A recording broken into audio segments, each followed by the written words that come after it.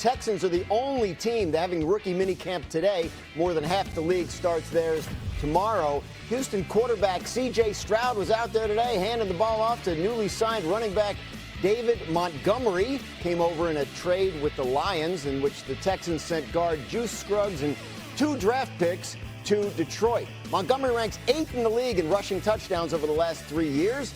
As for that Houston rookie class, 26th overall pick Keelan Rutledge, a guard from Georgia Tech, is one of 5 new offensive linemen the Texans acquired this offseason. So, J-Mac, the Texans always seem to be giving C.J. Stroud a new offensive line. Yeah. What they have not given him is a contract extension, even though he's extension eligible for the first time this offseason. So how much pressure do you think is on C.J. Stroud this season? There's a ton of pressure on C.J. Stroud. 1, the contract. 2, to be able to just rebound from what he did in the playoffs this past season. I think if you're C.J. Stroud, you like the fact that you don't have a contract offer in front of you, because I don't want to negotiate coming off of the 2 games that he played in the playoffs. I want an opportunity, to your point, 5 new offensive linemen. This is a chance with a brand new running back in David Montgomery to go in there and set the tone for this offense. Nick Caley, the coordinator, it'll be his 2nd season. They got rid of some coaches and brought in some guys that knows Caley's system. So now for C.J. Stroud, you're setting yourself up for success going into a season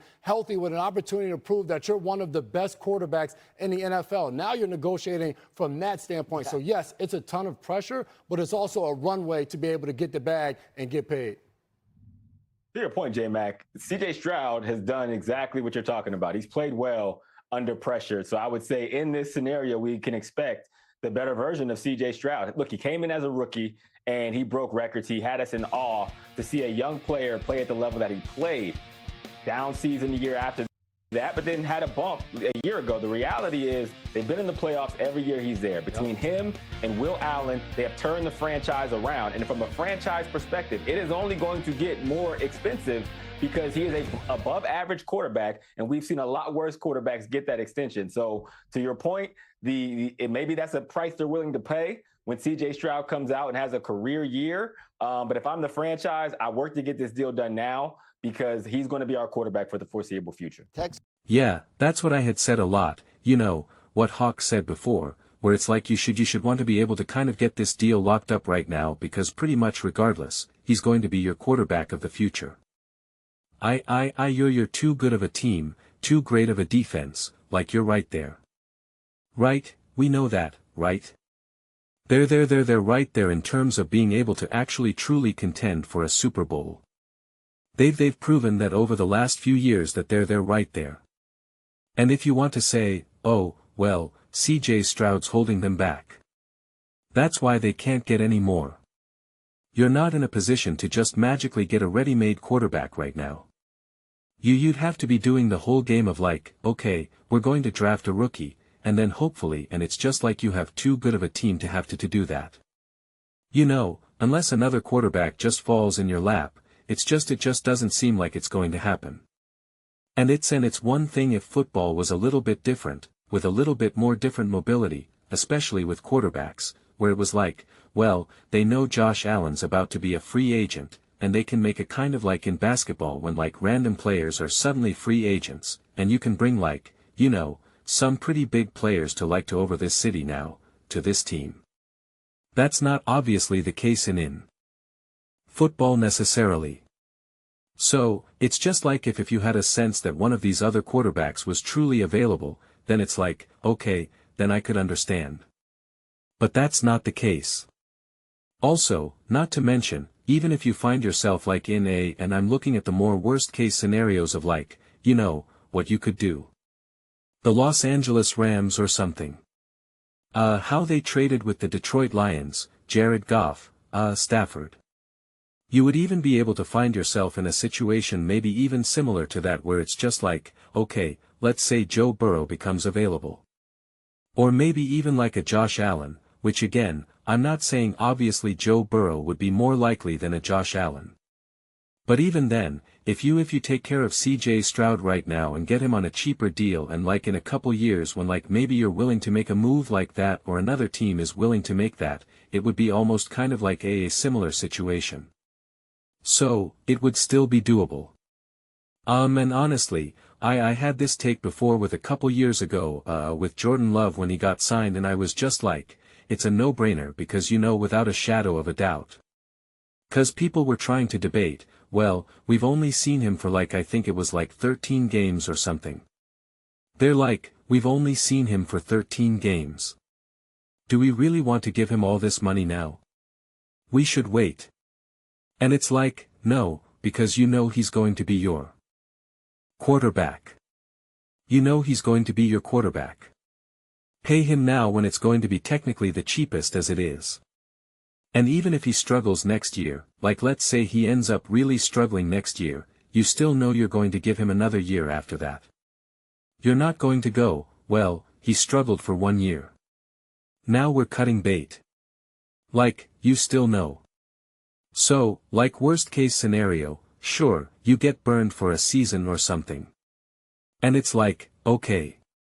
But at that point, your team's kind of going you're struggling anyway. You kind of have to rework and rebuild and probably unload talent and acquire draft picks and free up CA, you're already kind of a bit of a mess in the first place anyway. So, it's kind of what are you going to do? And honestly, another perfect example to use is actually the Denver Broncos. We forget sometimes 'cause you obviously with Russ and the dead cap and all of that, which was the right move, but also you're also a little lucky to be able to get a Bo Nix.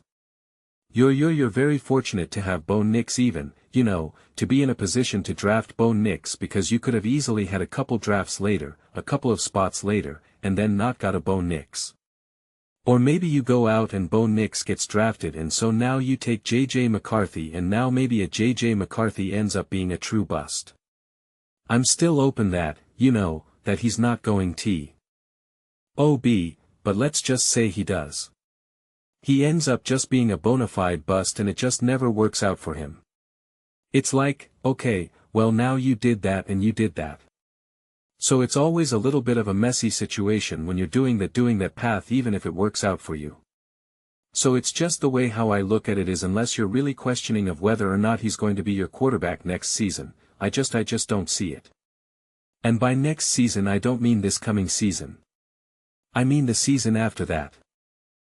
It just seems you try to make the deal now and you do try to leverage some of I don't think it's regression, but that's how it's referred to. So I'll just say the regression. You do try to use that to your advantage if you're the Texans and try to come up with a favorable contract and, you're not necessarily trying to reset the market, but it's just I was thinking about this the other day. It's I would totally and they don't do these types of contracts, but I would legitimately just be CJ, we're going to give you 100% guaranteed 3 years $120 million or something, right? And it's 100% guaranteed. It's $40 million a year. And again, I'm kind of making up numbers, but what I'm just trying to really paint is less than what resetting the market would be, but it really is fully guaranteed because I am confident at the bare minimum you are going to be your quarterback for these next couple of years because again, your team is too good for you to now just bring in a rookie right off the bat. You're just not at that part of your franchise right now. You're too competitive. Your defense is too elite. And there's just no ready-made quarterback to magically get. So, it is kind of like riding this out a little bit longer with CJ at least for the next couple of years seeing if you can truly fix the offense, see if you truly do have the right coordinator, the right O-line, healthy weapons for him to work with. And then within a couple of years if it truly just doesn't work out, again, then you're just at the part where you're just alright, our defense is older, we kind of have to unload some talent, everything's getting a little expensive.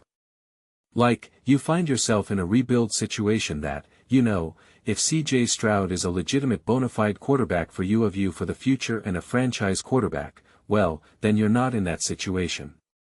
And if you are, then fine, again, you unload everything and you kind of hit the reset button.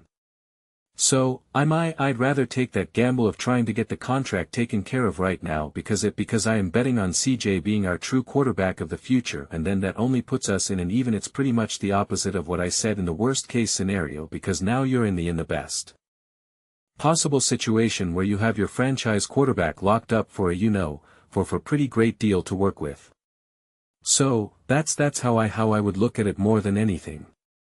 I didn't even mean I actually wanted to pivot this conversation originally and not make it so focused on CJ, but since I started specifically talking about contracts and stuff and trying to get a deal done rather than just is CJ a good quarterback, yes or no. That conversation kind of just I thought was pretty interesting, but I also think some of the additions like a Reed Blankenship is really underrated because he was awesome with the Eagles and awesome with Fangio. And I think he's going to be probably even better with D'Amico, and I just think as great as Eagles defense has been, it's obviously been awesome and great. It's not the Texans, the Texans defense is honestly a level above pretty much every defense out there. And so I think even adding, another at this point a legitimate veteran and an experienced Super Bowl winner and just a great locker room guy. I think even having little things like that will also just continue to make this defense, evolve and be better and better and better. And so you're just going to consistently be more and more competitive. I think the last thing I'll say is the only other situation that the Texans could find themselves in where it would be better to move on from a CJ Stroud is Lee. Could the equivalent of like the Kirk Cousins type situation. I don't really remember off the top of my head right now, but how he found himself in Minnesota. If he was cut, if he was just a straight-up free agent after Washington. I honestly for the life of me I don't remember, but if you are in kind of like that situation when you can get like a veteran quarterback who you can clearly say, no, like we can win a ton of games with this guy. And then you can get cause even though the obviously didn't work out for the Falcons because of injuries and just because of, their whole team just took a turn in general. That's not a terrible contract with Kirk Cousins, right? Like that amount of money that you would have paid for what you were going to believe to get out of Kirk Cousins is honestly a great deal. Again, it didn't work out for them and you were taking a little bit of a gamble of like, hey, he's in his mid-30s coming off an Achilles surgery or etc., but like if you can get a quarterback of that level of Kirk Cousins for that price, well, that's pretty awesome. And I at that point I'd rather have a legitimate veteran rather than a work in progress potentially like a Sam Darnold, like a Baker Mayfield where you're still kind of questioning what do we have here. I'd rather have someone who is and truly in their 30s, who is a proven established quarterback who's just a little undervalued or just continuing to try to see if you can Yuli make it work and truly maximize a CJ Stroud definitely over saying, hey, we're going to take this 22-year-old and yeah, it's going to take a couple years, but in a couple years will be great. It's just like the time is now. Like that's really the biggest point because of where the Texans are and what they've been able to build. The time is now. You can't expect that 3-4 years from now you're just automatically guaranteed to have an elite number 1 defense. Like it'll probably ebb and flow. You'll always have a great defense because of D'Amico, but like it'll ebb and flow like anything. Just like the Chiefs. One minute they had the best offense in the NFL and it felt like nobody would ever be able to have a better offense than them and then there was a few years where that wasn't the case, right? Like so no matter how great you are on any side of the ball and no matter how great of a coach you have, things will always ebb and flow. Right now you have the perfect collection of talent and so you're able to maximize all of that. And you know what? In a couple years you're probably going to swing and miss on a couple free agents or swing and miss on a couple draft picks and it's not going to be quite what you wanted and you'll have to kind of, use some band-aids and superglue. You don't have that right now on defense at least, right? So, that's why I'm kind of trying to emphasize of like the time is right now. You have to just try to figure out how you can get across the finish line from a quarterback position. So that's why it's just try to get the most favorable deal out of CJ Stroud and then you'll be able to continue to reinforce that defense, reinforce that offense rather than trying to have to play the whole rookie contract quarterback game and just really cross your fingers and hope for the best. So those are just my thoughts. I'd absolutely love to hear yours. What do you guys all think about the Houston Texans? What do you think they should do with CJ Stroud? I think we've kind of talked about this a bunch before.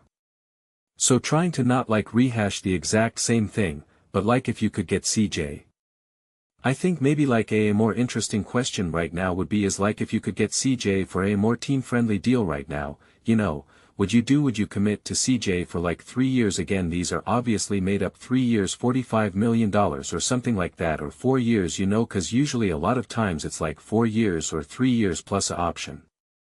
But would you do that if you can get CJ? If you can lock CJ up for under $50 million, however many years it ends up being, whatever the guarantees end up being, would you do that? Because that is we're talking right now in 2026, 50 or less is like pretty fantastic.